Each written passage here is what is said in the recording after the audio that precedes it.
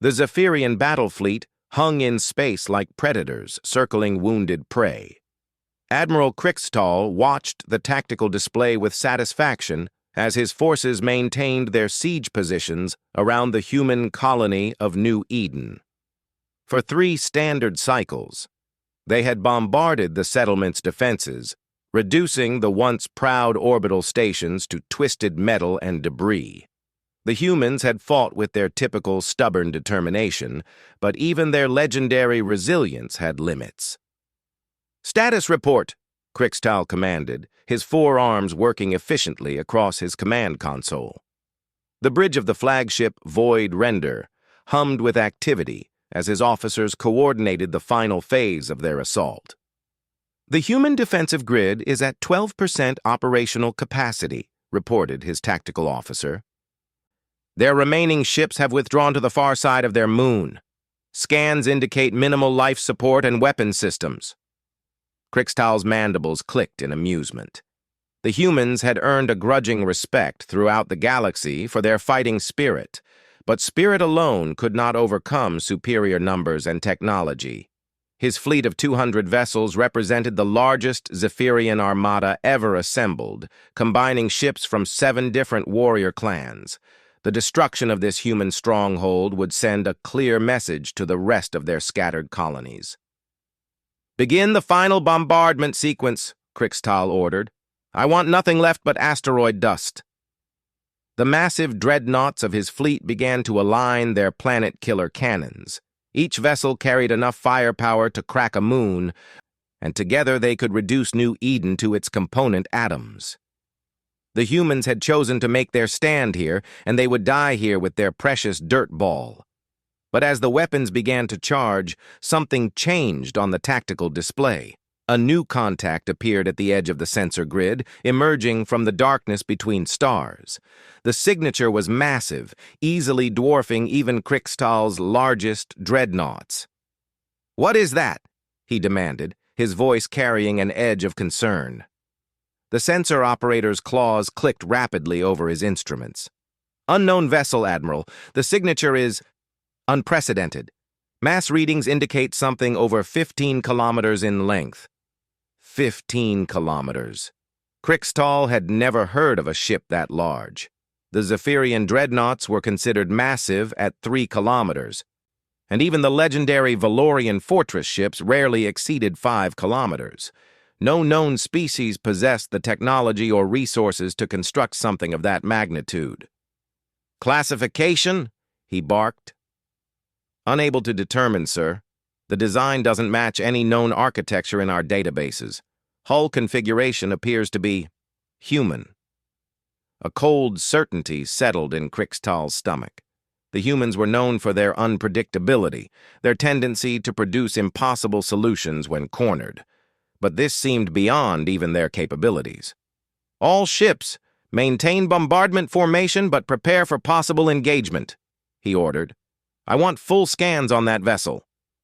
The massive ship continued its approach, moving with deliberate purpose through the debris field that marked the outer edge of the battle zone. As it drew closer, the details became clearer on the tactical display. The hull was a dark gray, almost black, with angular features that suggested both elegance and lethality.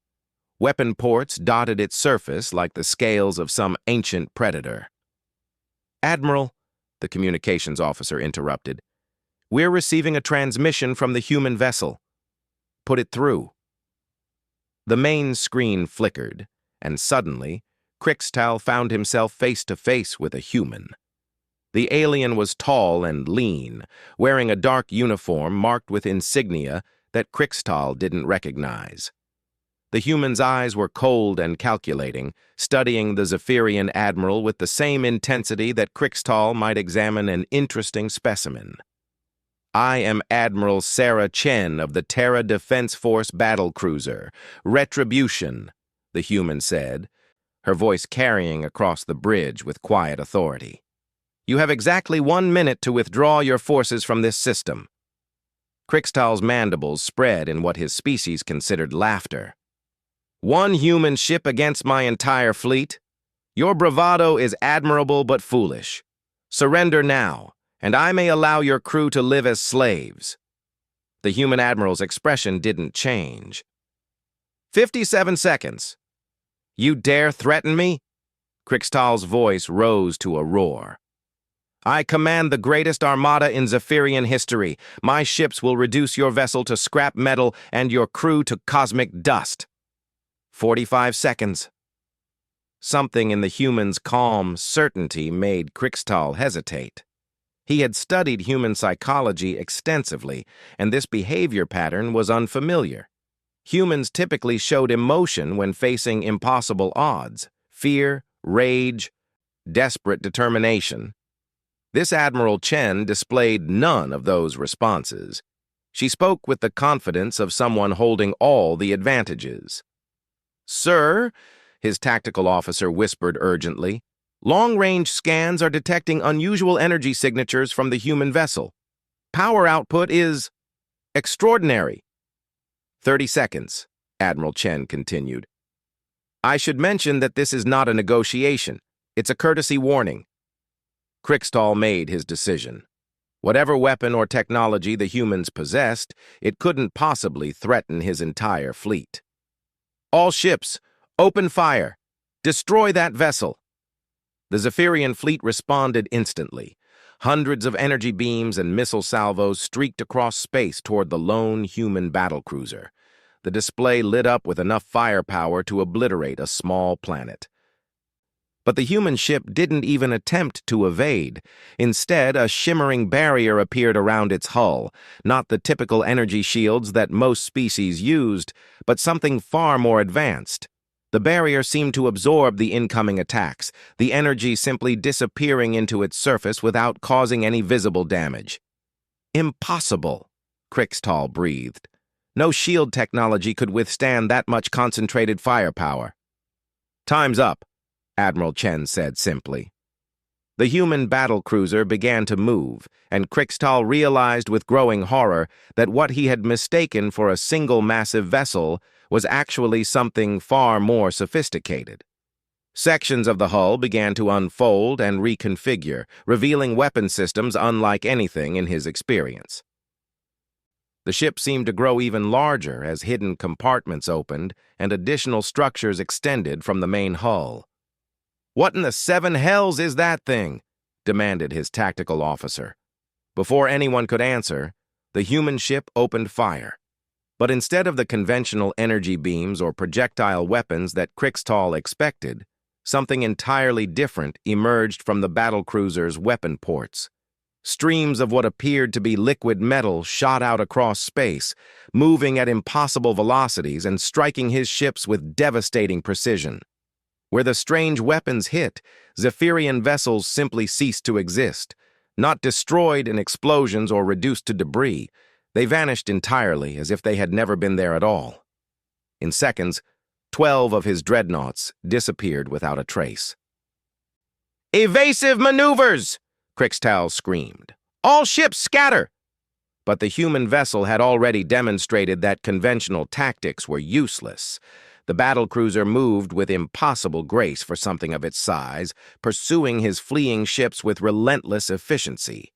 Its weapons continued to fire, each shot eliminating another vessel from existence. "Admiral," his communications officer called out in panic, "we're receiving surrender requests from 17 ships. They're requesting permission to withdraw." Krixtal watched his magnificent fleet dissolving before his eyes. Ships that had taken decades to build and centuries to perfect were being erased from reality by technology he couldn't even comprehend. The human vessel moved through his formations like a predator among helpless prey, its weapons reaching out to claim victim after victim. "How?" he whispered, staring at the tactical display as another cluster of his ships simply vanished. "How is this possible?" As if hearing his question, Admiral Chen's voice came across the communication channel again. "You wanted to know about human determination, Admiral Krixtal. You've spent 3 days bombarding our colony, killing our people, destroying our homes. Did you really think we would let that go unanswered?" The human battlecruiser continued its methodical destruction of the Zephyrian fleet. Krixtal's remaining ships were in full retreat now, but the human vessels seemed to be everywhere at once, cutting off escape routes and eliminating vessels with surgical precision. "We surrender!" Krixtal finally transmitted, his pride crumbling in the face of this impossible demonstration of power. "We withdraw our claim on this system." "Too late for that," Admiral Chen replied coldly. "You had your chance to leave peacefully. Now you face the consequences of threatening human territory."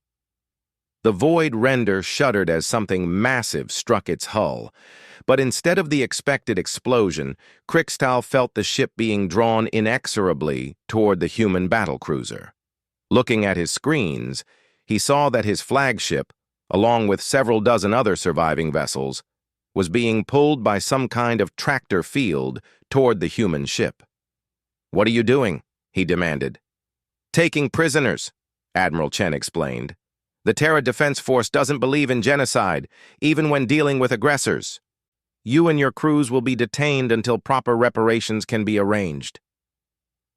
As his ship was drawn into what appeared to be a massive hangar bay within the human vessel, Krixtal realized that everything he thought he knew about human capabilities had been completely wrong. This wasn't just a ship. It was something far beyond his understanding, a manifestation of technology that bordered on the incomprehensible. The battle was over. His magnificent fleet had been reduced to fewer than 50 captured vessels in less than an hour, and the human colony they had come to destroy remained completely untouched, protected by a guardian that defied all conventional understanding of space warfare. As the hangar bay doors closed around his captured flagship, Krixtal could only wonder what other surprises humanity might have hidden among the stars. Admiral Chen walked through the corridors of the Retribution with measured steps, her hands clasped behind her back as she reviewed the mission reports on her tablet. The Zephyrian prisoners had been secured in the detention levels, their weapons confiscated and their ships impounded. The interrogations would begin soon, but first she needed to address the more pressing concern that had brought her here. The battle cruiser's corridors were massive, befitting a vessel of its extraordinary size, but despite its scale, every inch served a purpose. The Retribution wasn't just a ship. It was a mobile command center, a research facility, a manufacturing plant, and a fortress all combined into one revolutionary design. It represented humanity's answer to the question that had plagued them since they first ventured into space. How do you protect a scattered species in a hostile galaxy? She paused at an observation deck and looked out at the new Eden colony below. The planet's surface showed the scars of the recent bombardment. Craters where orbital defense platforms had once stood, blackened areas where the Zephyrian weapons had scorched the Earth. But the colony itself had survived, protected by the battlecruiser's intervention. "Admiral." The voice belonged to Dr. Marcus Webb, the ship's chief science officer. He approached with his usual expression of barely contained excitement, carrying a datapad filled with sensor readings. "The quantum analysis is complete. We've got some interesting results from the weapon testing." Chen turned to face him. "Show me." Webb activated a holographic display that materialized between them. The projection showed a three-dimensional model of the recent battle, with the Zephyrian ships represented as red dots and the Retribution as a blue marker. The quantum disintegration cannons performed exactly as predicted. Complete molecular dissolution with zero residual radiation or debris. From an environmental standpoint, it's the cleanest weapon system ever deployed. "That wasn't a test, Doctor," Chen said quietly. "Those were enemy combatants threatening a human colony." "Of course, Admiral. I didn't mean to imply otherwise." Webb quickly adjusted his approach. "What I'm saying is that the theoretical models have been validated in real combat conditions. The technology is ready for fleet-wide implementation." Chen studied the hologram, watching as tiny blue lines extended from the battlecruiser model to touch the red dots, causing them to simply disappear. Each line represented the death of hundreds of alien crew members, reduced to their component atoms in microseconds. The technology was clean, efficient, and absolutely terrifying. "How many other ships are equipped with this technology?" she asked. "Currently, only the Retribution and her sister, ship the Vindication. The construction of additional quantum-capable vessels is proceeding on schedule, but the manufacturing requirements are enormous. Each ship requires resources equivalent to building 50 conventional battleships." Chen nodded slowly. The Terra Defense Force had committed to building 12 quantum battle cruisers, each one capable of single-handedly engaging entire enemy fleets. It was an expensive proposition, but the alternative was watching human colonies burn while conventional forces struggled against technologically superior alien empires. "There's something else, Admiral," Webb continued. "The Zephyrian fleet configuration was unusual. Our intelligence network suggests they combined ships from 7 different clans for this assault. That's unprecedented in their military history." Meaning? Meaning this wasn't just a random attack on a border colony. This was a coordinated effort to test human defenses. Someone wanted to see how we would respond to a major assault. Chen's expression darkened. The implications were troubling. If the Zephyrians had been acting as proxies for a larger alliance, then the recent battle might have been just the opening move in a much larger conflict. "Any indication of who might have orchestrated this?" "The hegemony is the most likely candidate. They've been building alliances among the younger species, promising them territory and resources in exchange for military cooperation against human expansion." The hegemony. Chen had been expecting this confrontation for years. The ancient alliance of elder species had watched humanity's rapid expansion across the galaxy with growing concern. What had started as curiosity about the newcomers had gradually shifted to alarm as human colonies spread across dozens of systems, and their technology advanced at an unprecedented rate. "Admiral Chen to the bridge," came a voice over the ship's communication system. "Priority transmission incoming." Chen and Webb made their way to the bridge, passing through sections of the ship that still amazed her even after commanding the vessel for 2 years. The Retribution was more than just large. It was a self-contained civilization. The ship carried a crew of 12,000, along with manufacturing facilities capable of producing everything from simple tools to advanced starships. In theory, the battlecruiser could operate independently for decades without resupply. The bridge was a cathedral of technology, with holographic displays floating at multiple levels around a central command platform.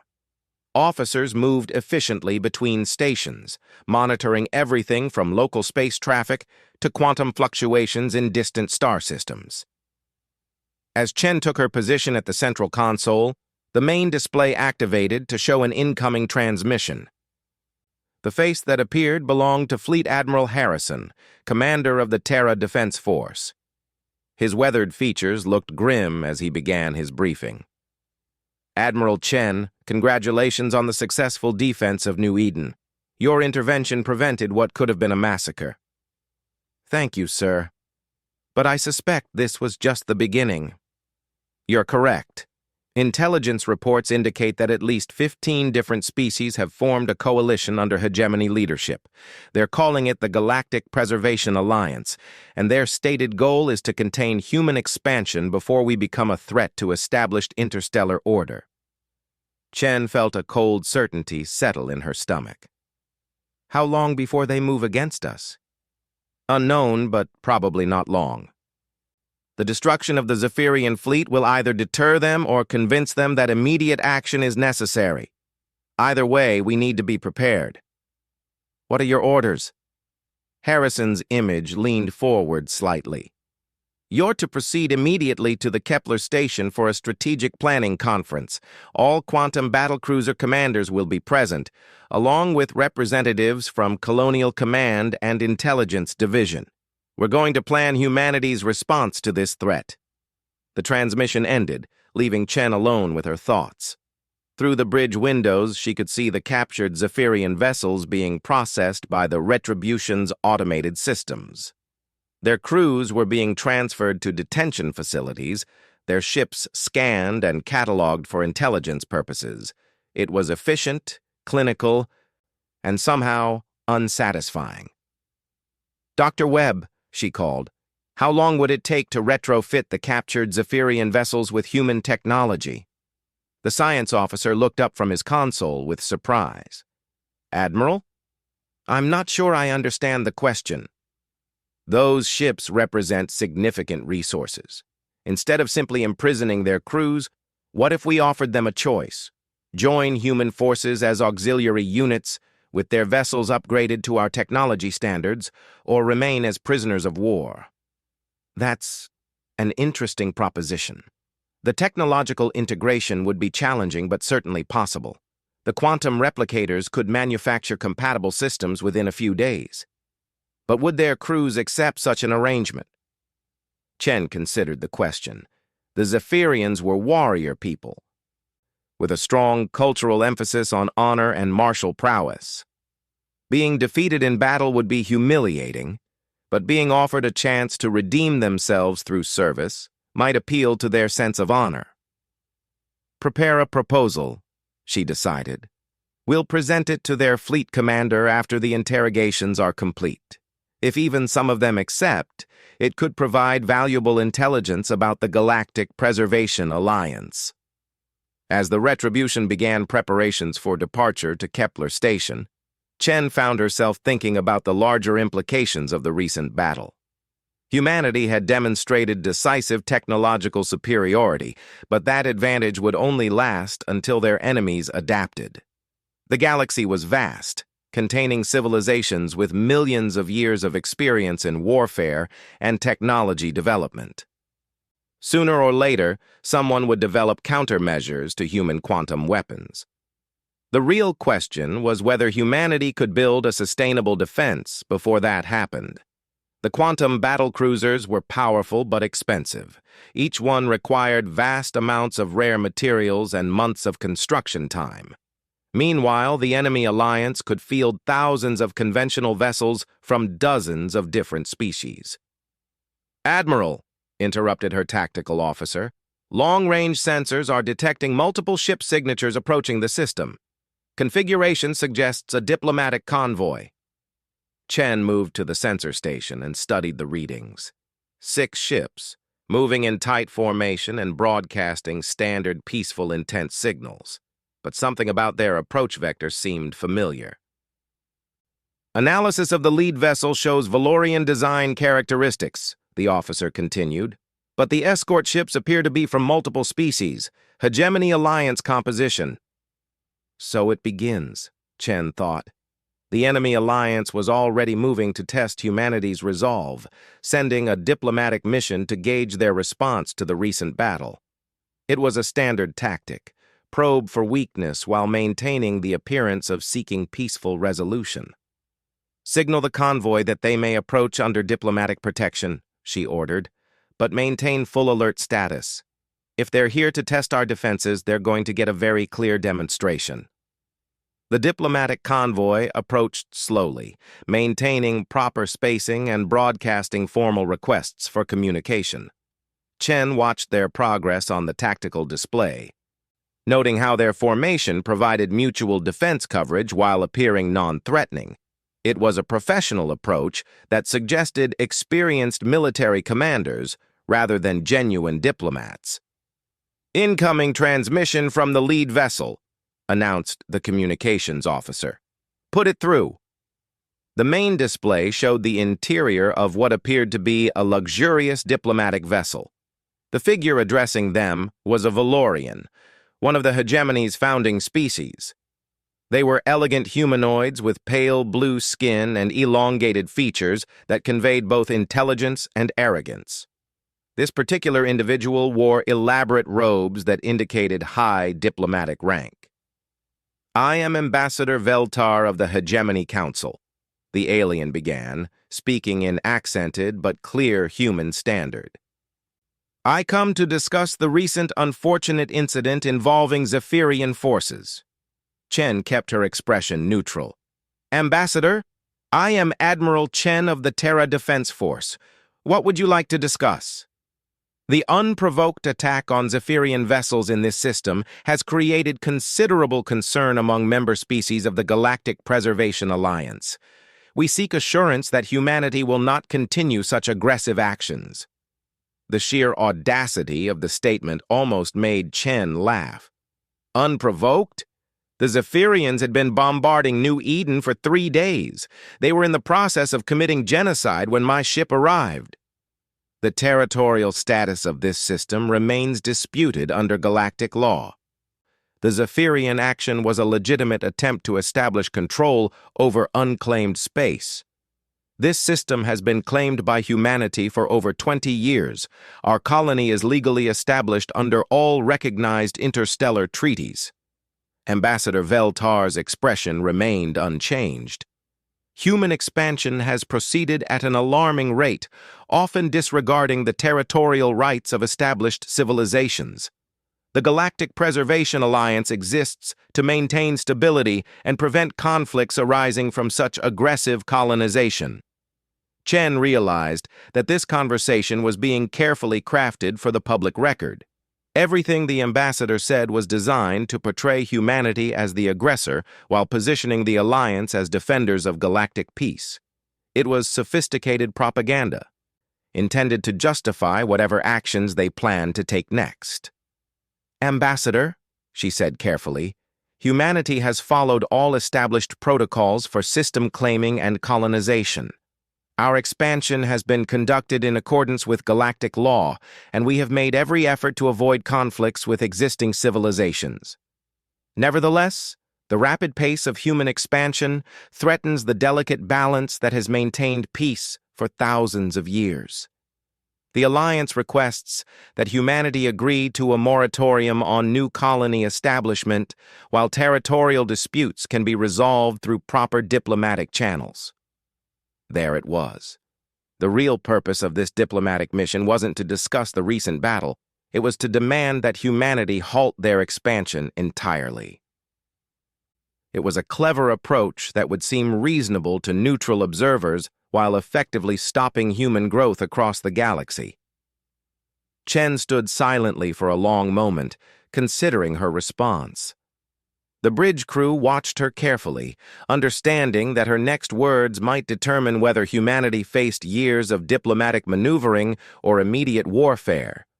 Through the observation windows, the Valorian diplomatic convoy maintained its position, waiting for her reply. Ambassador Veltar, she finally said, humanity appreciates the Alliance's concern for galactic stability. However, we cannot agree to halt our expansion based on the aggressive actions of species that attack our colonies without provocation. If the Alliance wishes to discuss territorial boundaries, they are welcome to submit formal proposals through established diplomatic channels. The ambassador's pale features showed the slightest hint of annoyance. Admiral, I fear you misunderstand the gravity of the situation. The Alliance represents over 300 species with a combined military force that dwarfs your own. We seek peaceful resolution, but we are prepared to take necessary action to preserve galactic order. Are you threatening human territory, Ambassador? I am explaining the consequences of continued aggressive expansion. The Alliance will not permit humanity to destabilize regions that have known peace for millennia. Chen leaned forward slightly, her voice taking on a harder edge. Ambassador, let me be equally clear about humanity's position. We will continue to explore, colonize, and defend our territory as we see fit. Any attempt to interfere with legitimate human activities will be met with appropriate response. Behind her, Dr. Webb whispered urgently, Admiral, sensors are detecting massive energy buildups from the convoy ships. They're powering weapons systems. Chen didn't take her eyes off the ambassador.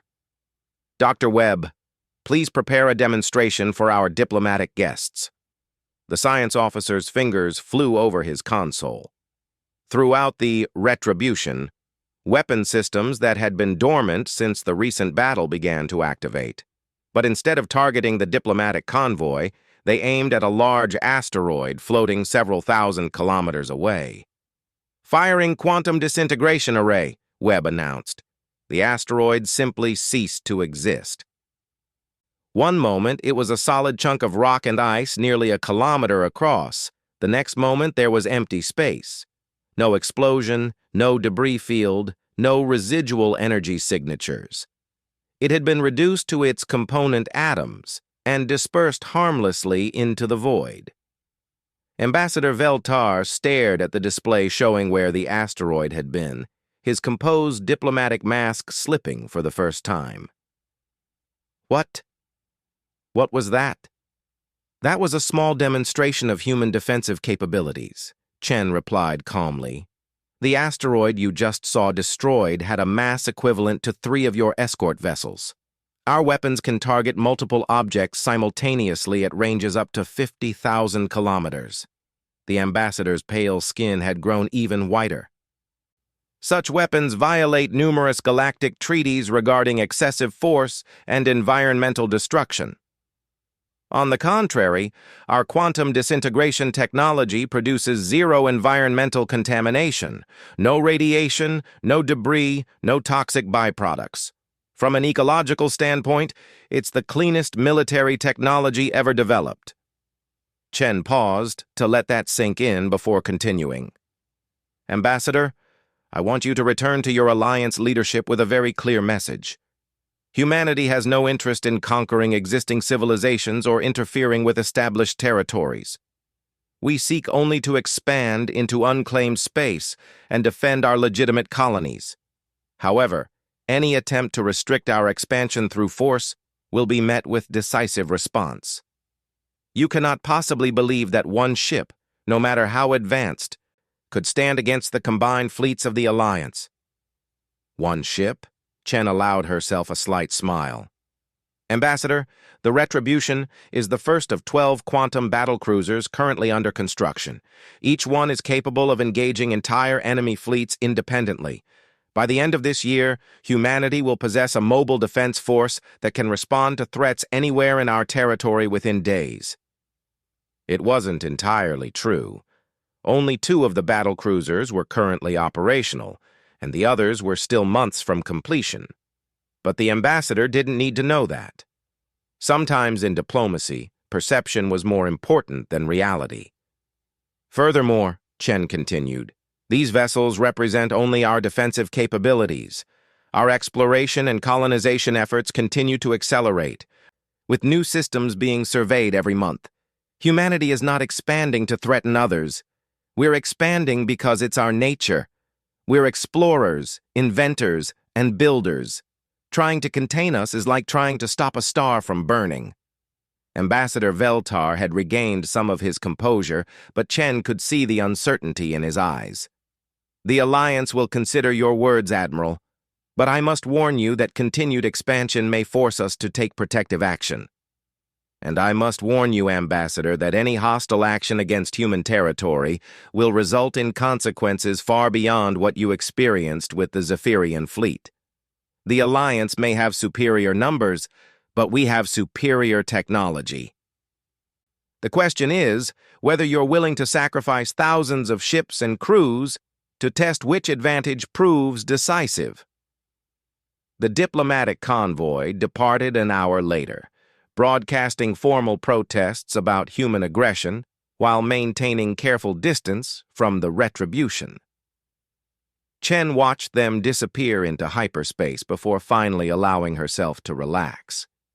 The immediate crisis had passed, but she knew it was only a temporary reprieve.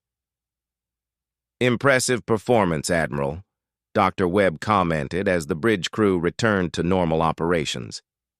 Do you think they believed us about the 12 battle cruisers? They believed enough to report back to their leadership before taking any immediate action. That gives us time to prepare for whatever comes next. And what do you think will come next? Chen considered the question while reviewing the sensor logs from the diplomatic encounter. The Alliance convoy had been equipped with advanced scanning equipment, undoubtedly gathering intelligence about the Retribution's capabilities. They would analyze every detail, looking for weaknesses they could exploit. "They'll probe our defenses more carefully," she said finally. "Small raids on outlying colonies, testing our response times and coordination. They'll want to know if we can defend multiple locations simultaneously." "Can we? With 2 ships? Not effectively. We can protect the most important colonies, but we can't be everywhere at once. They'll figure that out eventually." Chen turned to her communications officer. "Send a priority message to Fleet Command. Recommend that all construction schedules be accelerated to maximum possible pace. We need those other battlecruisers operational as soon as possible." "Yes, Admiral." Over the following days, as the Retribution traveled toward Kepler Station, Chen found herself thinking about the strange position humanity occupied in the galaxy. They were simultaneously one of the youngest and most technologically advanced species in known space. Their rapid development had attracted attention from ancient civilizations that had grown complacent after millennia of slow progress. The quantum technology that powered her ship's weapons represented a breakthrough that had taken human scientists barely 50 years to develop. Meanwhile, most alien civilizations had been using variations of the same energy weapons for thousands of years. It was as if humanity had compressed millions of years of technological evolution into a few decades.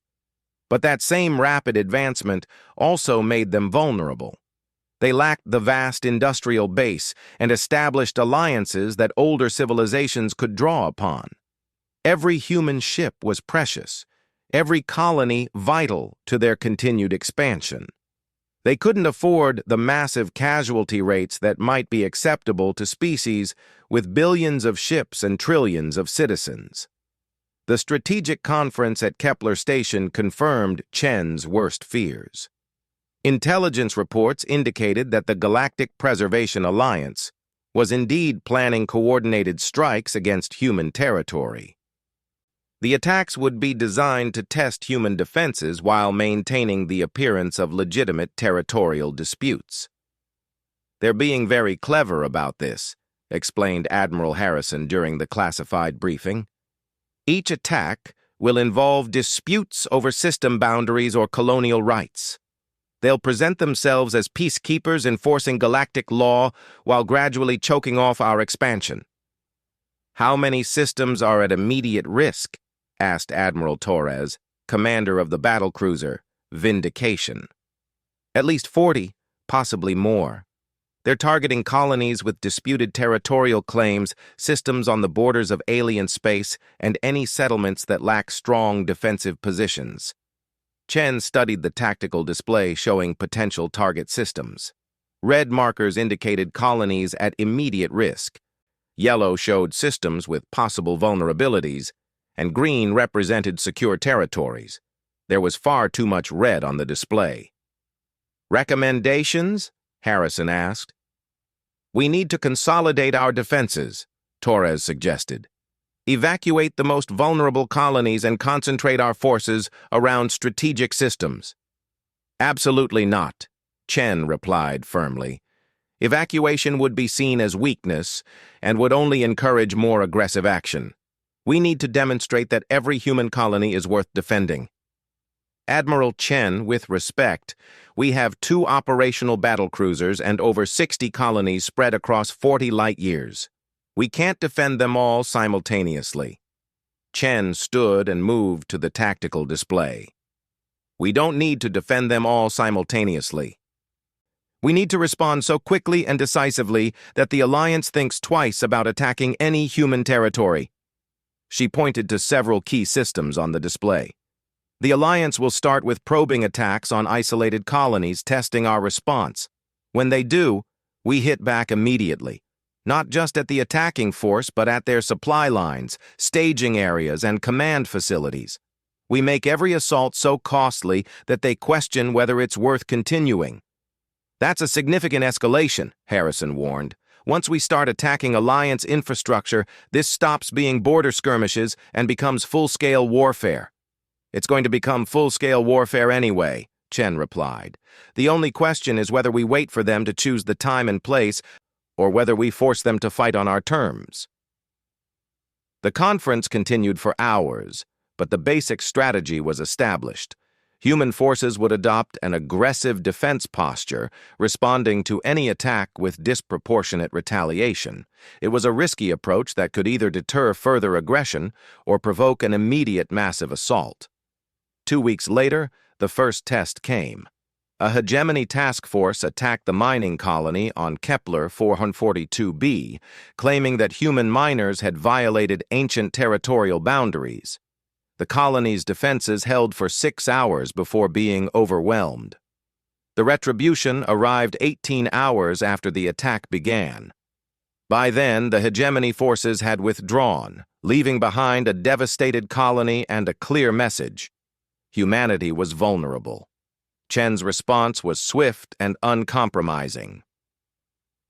Using intelligence gathered from captured Zephyrian officers, she tracked the attacking fleet to its staging area in the Altair system. The quantum battlecruiser emerged from hyperspace directly above the alien naval base, its weapons already charging. The base was protected by orbital defense platforms and a garrison fleet of 30 ships. It had never been attacked in its 200-year history and was considered absolutely secure. Chen destroyed it in 47 minutes. But she didn't stop there. Using the base's computer systems, she identified the supply depot that had supported the attack on Kepler 442b. The retribution arrived at that location 6 hours later and reduced it to atoms. Then she tracked down the command ship that had coordinated the assault and eliminated it while it was docked at a civilian space station. The message was clear: attack any human colony, and we will systematically destroy everything you use to plan, supply, and execute that attack. The Alliance leadership was stunned. They had expected humanity to respond defensively, perhaps reinforcing threatened colonies or filing diplomatic protests. Instead, their carefully planned limited engagement had cost them a major naval facility, a strategic supply depot, and their most experienced task force commander. But rather than deterring further attacks, Chen's aggressive response seemed to confirm the Alliance's worst fears about human expansion. If they could track and destroy military targets with such precision, what was to stop them from attacking civilian populations or established alien territories? Within days of the Altair base destruction, Chen received reports of Alliance fleets massing in multiple systems. The probing attacks were over. The real war was about to begin. Standing on the bridge of the retribution. As it patrolled the border between human and Alliance space, Chen reflected on the choices that had brought them to this point. Humanity had sought only to explore and expand, to find new worlds and build new civilizations among the stars. But the galaxy was already claimed by older species who saw human growth as a threat to their established order. Perhaps the conflict had been inevitable from the moment humans developed faster-than-light travel. Perhaps any species that expanded as rapidly as humanity would eventually face the same choice: submit to the limitations imposed by established powers, or fight for the right to determine their own destiny among the stars. Chen looked out at the stars visible through the bridge windows, each one potentially harboring worlds where humans might one day build new homes and new futures. The Alliance might have superior numbers, but humanity had something equally valuable: the absolute determination to protect their right to reach for those distant lights.